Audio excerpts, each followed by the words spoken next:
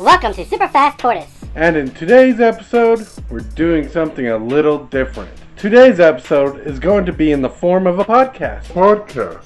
And I hope you will enjoy it. So, let me know if you prefer this style of my content. Let me know if you like this format, and I would like your opinions in the comments down below. Please remember to like and subscribe as well. And we start with the meme of the day. And who are these four lunatics that you're trying to con into this? Okay, fine. You either die a hero, or you live long enough to see yourself become the villain. I'll tell you what you need, a good antipsychotic. Give me one reason why I shouldn't have my boy here pull your head off. Hang on, this is gonna be bad. You know what? In that dream of his, I bet you he wasn't dead. My father tried to teach me human emotions. They are difficult. I'm worried about you.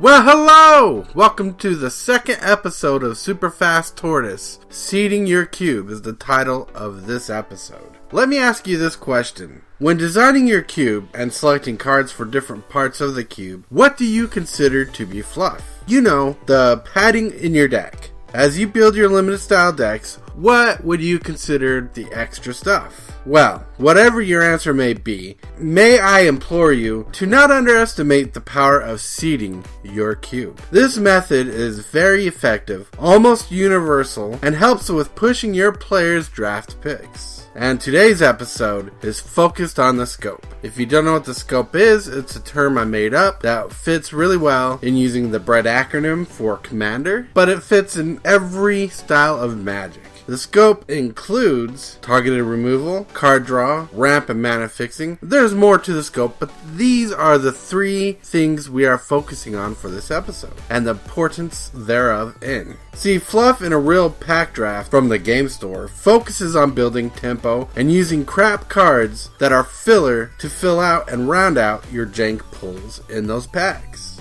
Fluff in a cube environment is finding seeded cards like draw, ramp, and removal to grow your deck speed, power, and strength. Because drafting from the store-bought packs is trying to make the best deck out of random cards based off junk crap cards, where Cube is building decks out of optimized pools, setting up strategies, and when you build, you want the best in your deck when it comes to mana ramp, card draw, and removal. So, as you build up your cube and the strategies therein, you have the control, the authorization, and the ability to put in the exact cards needed to direct your desired synergies and strategies. So in simple terms, no jank in the cube. This means optimized decisions and optimized skills are required for playing from the cube. Because you are building the most optimized deck drafting experience. And seeding your cube is exactly that. Every color has its card draw, land ramp, and removal spells. So your draw, ramp, and removal choices must comfort a player in making the most optimized choices. Kind of like holding their hand as a draft. But buyer beware, not all colors are equal in what they do with these type of cards. Most decks built from the cube will be multicolored decks from a 2-color to 3-color deck. So what you want to do is to exploit everywhere possible the draw, ramp, or mana fixing and removal in the colors that need it and do it best. For example, white has board wipes, cheap removal with some ramp, and that is of this recording.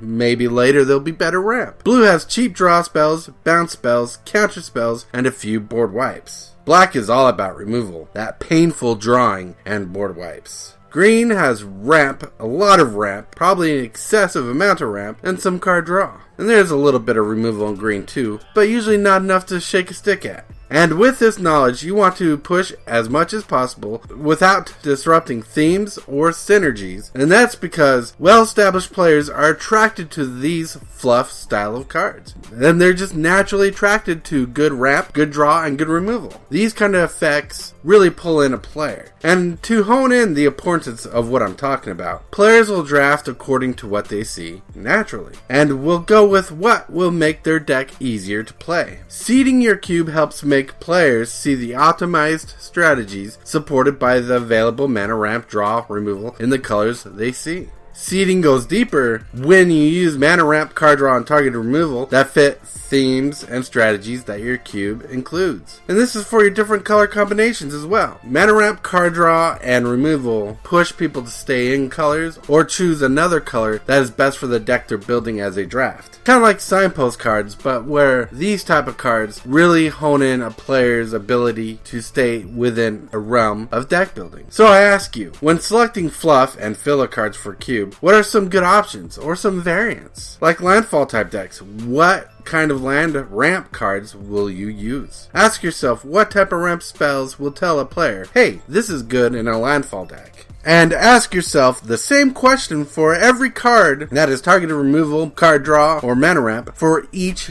different desired strategy and synergy in the cube. And whenever a color is weak in these filler spots that you put in, put the mana ramp, the card draw, and the removal in the color spots. This will help smooth out the draft experience for players and make high quality draft decisions. It really is effective. Just to sum up my point, mana ramp, card draw, and targeted removal are the key cards that push players to staying in a color and deck theme when focusing on their draft picks. It is the way you, the cube designer, are able to communicate to your friends with only using cards during the draft on what strategies are viable to play and what colors will support it. And that, my friends, in a tortoiseshell, is seeding your cube, using card draw, targeted removal, and land ramps to direct player decisions.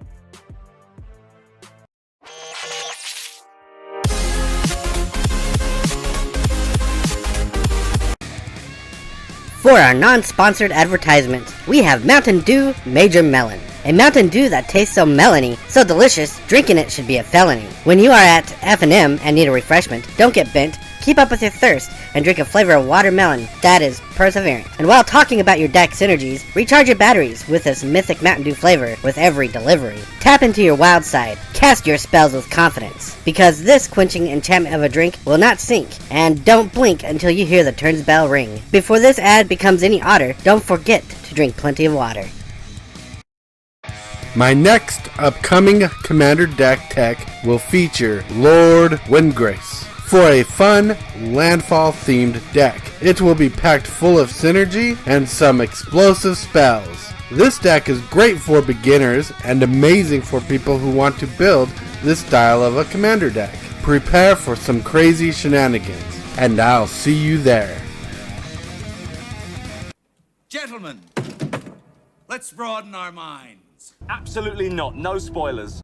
And now, if you'll just follow me, we have one more test to administer. You are watching Superfast Tortoise.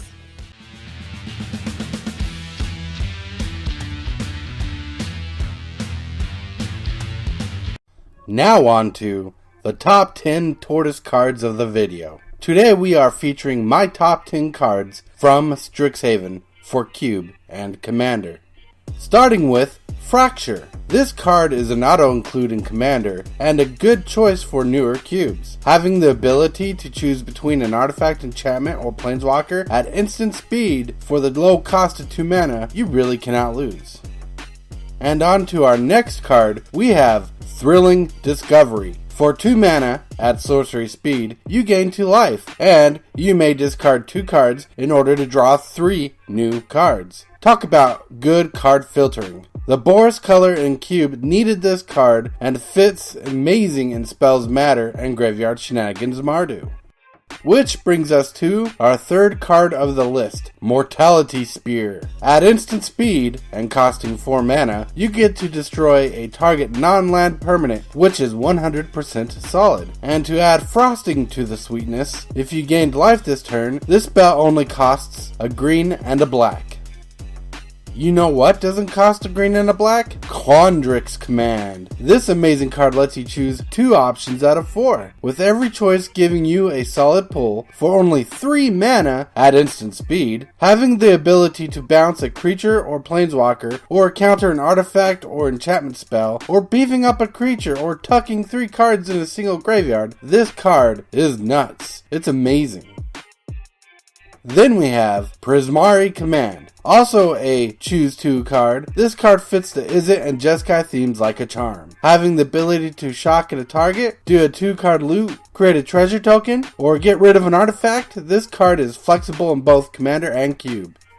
Another all-star added to the roster, we have Rip Apart. This card lets you choose 1 out of 2 options that are just solid for the Boros colors. You can deal 3 damage to a creature or planeswalker, which is really strong, and destroy a target artifact or enchantment, which is commander strong. This card is not to be underestimated. And on the naughty list, we have Expel, which on the first read feels like a bad card. Then you realize how powerful of a combat trick it is. When you can exile a Blightsteel Colossus before blockers are declared, and I say this, it is a strong card. This card is one elephant of a cube card, and will see play in commander decks. And as we progress, for you overachievers going for the double major, this instant speed card is super powerful. When you can clone a legendary bomb of a creature at cast and keep both copies for only 2 mana, this card will see play in both cube and commander formats because it fits the criteria perfectly. You'll have to see an eye doctor to fix your double vision. Which brings us to our second to last card, Reconstruct History. For 4 mana, a sorcery will refill your hand with cards from the graveyard. This card lets you return an artifact, enchantment, instant, sorcery, and a planeswalker card from your graveyard to your hand. This card is pretty sweet, and will see commander play, and in newer cubes as well. Which brings us to our number 1 card on the list, a Mottola double-faced card. We have both Plarg, Dean of Chaos, and Augustus, Dean of Order. This bipolar card of greatness fits what red needs most, more of a 2/2 bear that rummages, with extra sauce. And a flipside creature buff for white. Boros creatures and spells matters decks will abuse this card greatly. And that is the Tortoise Top 10 Cards of Strixhaven.